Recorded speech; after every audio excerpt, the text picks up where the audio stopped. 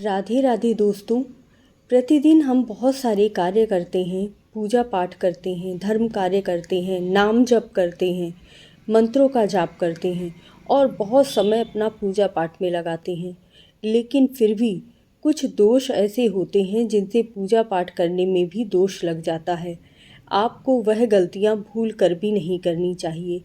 मैं मंदिर में होने वाली गलतियों की बात नहीं कर रही हूँ, बल्कि कुछ ऐसे कार्य हैं जो आपको पूजा करते हुए भी पूजा का पूर्ण फल प्राप्त नहीं होने देते। कौन से वह 4 कार्य हैं, पूरे देखिएगा, क्योंकि एक एक कार्य बहुत ही महत्वपूर्ण है। चैनल को अभी तक सब्सक्राइब नहीं किया है तो ज़रूर कर लीजिएगा और बेल आइकन ज़रूर दबाइएगा। अगर पहले से जुड़े हुए हैं तो कमेंट करना बिल्कुल मत भूलिएगा। और आपसे एक निवेदन है कि यह वीडियो ज़्यादा से ज़्यादा लोगों में शेयर कीजिएगा और बताइएगा कि आपने कब ऐसा महसूस किया है कि आपको भी पूजा का दोष लग रहा है। तो देखिए, हम गृहस्थ जीवन में हैं। गृहस्थ जीवन में अगर आप 3-4 घंटे तक पूजा पाठ कर रहे हैं, जिसकी वजह से आपके पति आपसे नाराज़ हो रहे हैं, आप सही तरीके से अपने बड़ों की सेवा नहीं कर पा रहे हैं, क्योंकि ज़्यादा से ज़्यादा समय आपका पूजा पाठ में लग जाता है और सही समय पर आप अपने घर के जब कार्य नहीं कर पाते हैं ना, तो घर में कलह कलेश बढ़ जाता है, जिसकी वजह से आप जो भी पूजा पाठ करते हैं ना, वह व्यर्थ हो जाती है। आपको अपने घर में जितना भी समय मिलता है, काफ़ी लोग यह प्रश्न करते हैं कि दीदी मुझे ज़्यादा समय नहीं मिलता है पूजा पाठ करने का, तो क्या मुझे पूजा का पूरा फल प्राप्त नहीं होता है? तो देखिए, खुशी-खुशी आपको जितना भी समय मिलता है, अपने पति की सेवा, अपने बड़ों की सेवा और बच्चों की सेवा करने के बाद आपको जो भी समय मिलता है, आप उसमें ही अपना थोड़ा-सा समय पूजा के लिए निकाल लेते हैं, तो आपको पूजा का पूरा फल प्राप्त होता है। दूसरा कार्य तो सबसे ज़्यादा इंटरेस्टिंग है, क्योंकि ज़्यादातर लोग करते हैं। क्या करते हैं? अपनी पूजा का बखान करते हैं कि मैं 4 बजे उठती हूँ, मैं 2 घंटे पूजा करती हूँ, 1 घंटा मंत्र जाप करती हूँ। इस तरह से बड़ी-बड़ी बोल-बोल कर वह अपने की हुई पूजा को पूरी तरह से व्यर्थ कर देते हैं। कहा जाता है कि आप जितने भी मंत्र जाप करें, वह आपके गुप्त होने चाहिए। जितनी भी पूजा करें, वह आपकी गुप्त होनी चाहिए। जो भी नियम धर्म करने का आपका संकल्प है, वह जितना ज़्यादा गुप्त रहेगा, उतना ही ज़्यादा आपको फल प्राप्त होगा। अपनी बड़ाई करते हुए, अपनी पूजा दिखाते हुए दूसरों को नीचा दिखाने से आपको पूजा का पूरा फल प्राप्त नहीं होता है। तीसरा कार्य जो हम करते हैं पूजा करने में, जो सबसे बड़ा दोष माना जाता है कि हम दूसरों को नीचा दिखाते हैं। जैसे कि हम बोलते हैं कि तुम पूजा सही तरीके से नहीं करती हो, तुम अपनी पूजा में बहुत सारी त्रुटियाँ करती हो।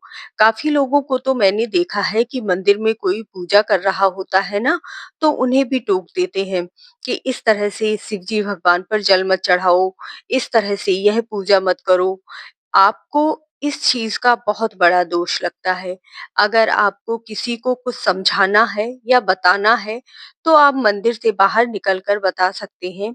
लेकिन भगवान के समक्ष किसी की गलतियाँ निकालना, किसी की त्रुटियाँ बताना, यह सही नहीं माना जाता। क्योंकि कोई भी व्यक्ति जब मंदिर जाता है ना, तो अपने पूरे मन के साथ, अपने श्रद्धा भाव के साथ मंदिर जाता है और वह अपनी पूजा में पूरा मन लगाता है। और ऐसे में अगर आप उसकी त्रुटियाँ निकालते हैं ना, तो उसका दोष आपको लगता है।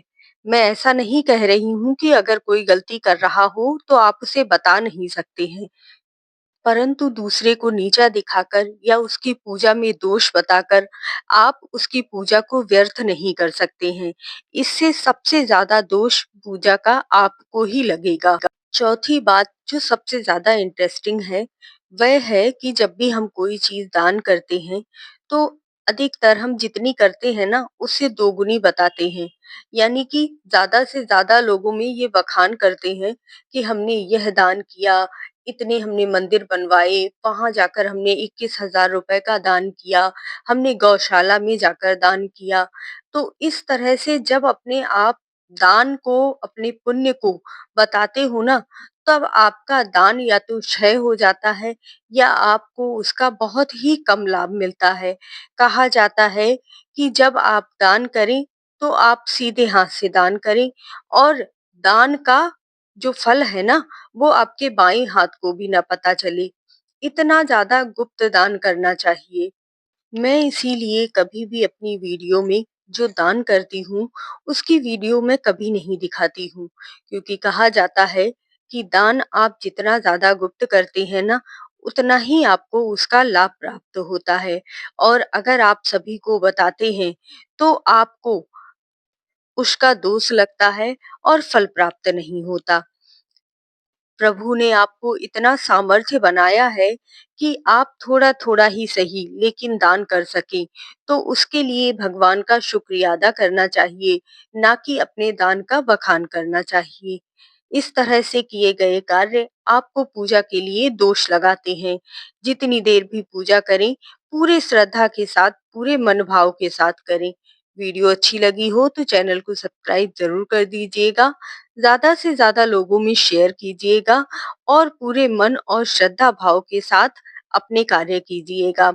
भगवान में आप जितनी ज़्यादा अपनी भक्ति लगाते हैं ना, उतना ही ज़्यादा आपको लाभ मिलता है। प्लीज़ मुझसे जुड़ जाइए ऐसी ही धार्मिक बातों के लिए, वीडियोज़ के लिए और ज़रूरी बातों के लिए। आप लोगों का एक कमेंट, एक शेयर मेरे लिए बहुत मायने रखता है।